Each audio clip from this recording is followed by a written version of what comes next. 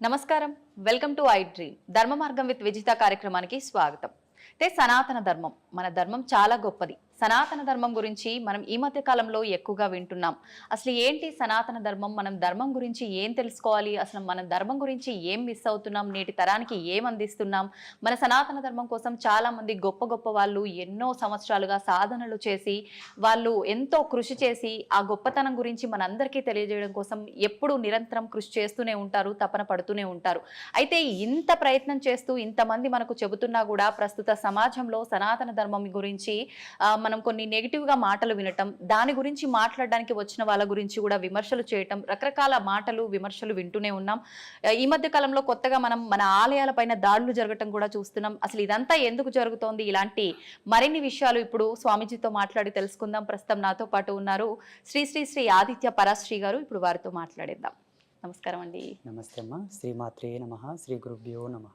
స్వామీజీ, సనాతన ధర్మం మనకు సనాతన ధర్మం అనేది ఇప్పుడు కొత్తగా కనిపెట్టింది, వచ్చింది, సృష్టించింది అయితే ఏమీ కాదు. కానీ ప్రస్తుత రోజుల్లో ఎక్కువగా వింటున్నాం ఆ మాటని. మనకు ఎప్పటి నుంచో పురాణాల నుంచి మీలాంటి వారు చెప్తూనే ఉన్నారు. చాలామంది గొప్ప గొప్ప ఋషుల ద్వారా కూడా మనకు అది తరతరాలుగా వస్తూనే ఉంది. కానీ ఈ మధ్య కాలంలో ఎక్కువ వింటున్నాము అని అంటే మన సనాతన ధర్మం యొక్క విలువలు తగ్గిపోతున్నాయి కాబట్టి మళ్ళీ పెంచే ప్రాసెస్లో ఎక్కువగా వింటున్నాం అంటారా? ఏమంటారు మీరు దాని గురించి? తగ్గలేదు. ధర్మం ఎప్పుడు కూడా చైతన్యపూర్వకంగానే ఉంటుంది. ధర్మం ఎప్పుడు తగ్గదు.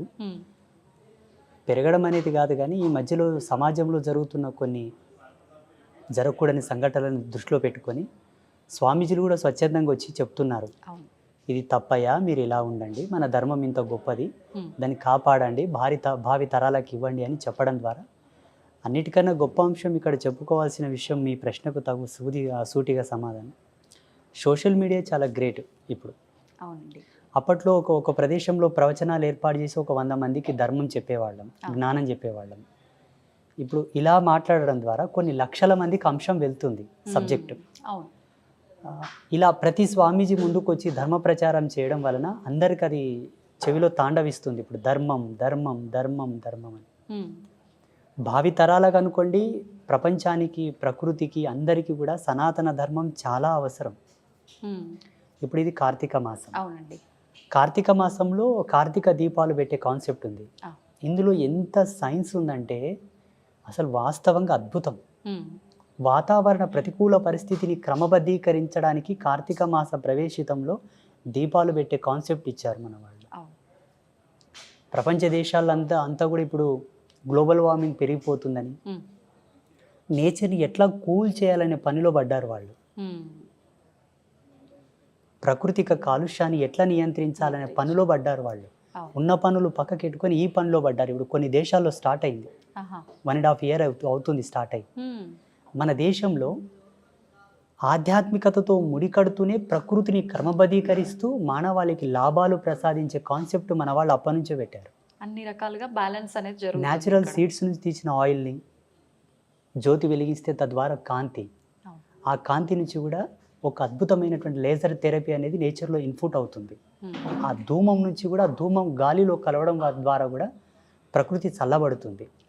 అన్ని జీవరాశులకు, ఏ జీవరాశికి ఎంత మోతాదులు అందాలో అంత మోతాదులో ప్రాణవాయువు అందుతుంది. అవి పీల్చుకునే పద్ధతిని అనుసరించి కొన్ని ఆక్సిజన్ పీల్చుకునే ఉంటాయి, కొన్ని కార్బన్ డైఆక్సైడ్ పీల్చుకునేవి ఉంటాయి.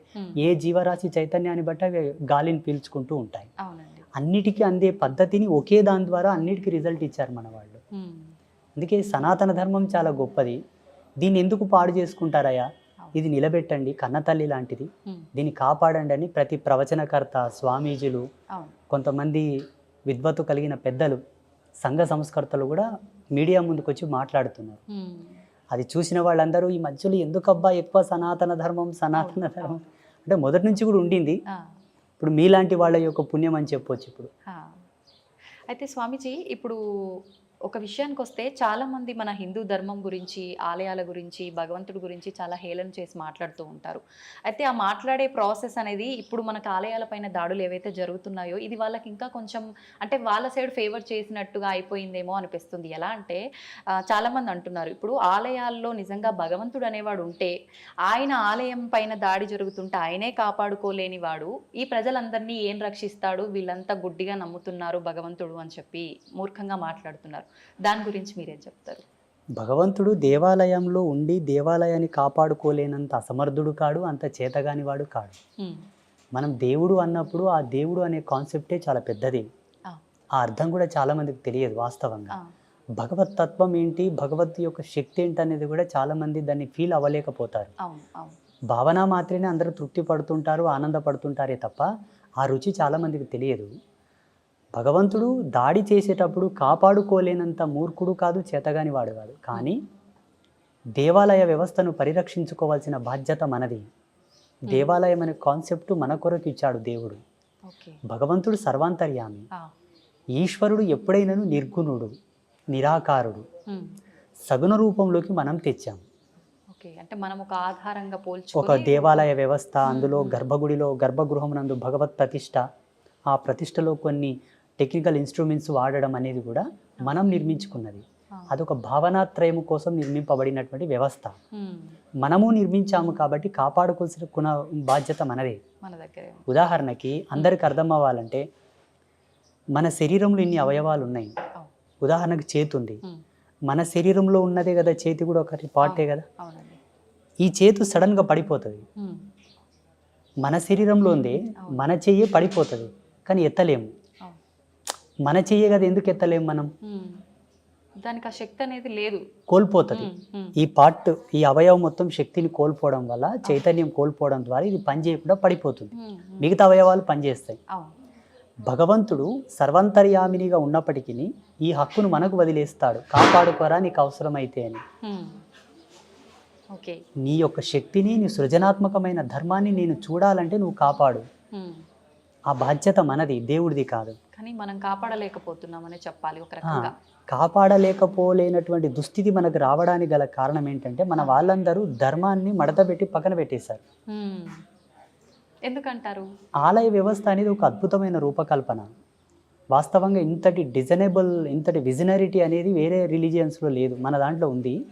కారణం ఏంటంటే, మన ఋషులు అంతా కూడా దీన్ని ఎకనామికల్ సర్క్యులేషన్ కింద తీసుకొచ్చారు. ఒక దేవాలయ వ్యవస్థలో ఆల్ క్యాస్టిజం, అంటే అన్ని కులాల వాళ్ళు, అన్ని వర్గాల వాళ్ళు లాభం పొందడానికి ఒక ఫ్యాక్టరిజం అది. చాలా డెప్త్గా మన వాళ్ళు గుజుగూర్చారు వాటిని.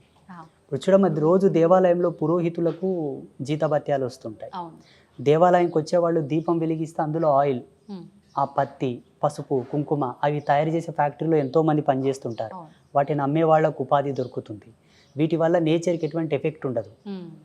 ఇంకా ఈ పూజల ద్వారా నేచర్ సస్యశ్యామలంగా క్రమబద్ధీకరించబడుతుంది. దేవత యొక్క చైతన్య శక్తి ఉద్వత్తుకి వెళ్ళిన తర్వాత మానవాళి అంతా కూడా సస్యశ్యామలంగా ఉంటారు. వాళ్ళ ఆలోచన విధానం, వాళ్ళ దార్శనికత కూడా పాజిటివిటీ వైపు వెళ్తూ ఉంటుంది.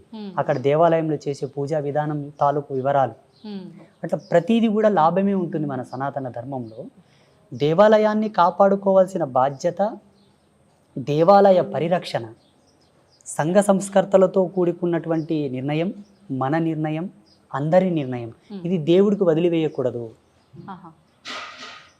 వదిలివేయడం కూడా మూర్ఖత్వం. ఎందుకో నాకు చాలా చిన్నగా అనిపిస్తుంది, దేవుడు కాపాడుకోలేదా, దేవుడు కాపాడుకోలేడా అంటే.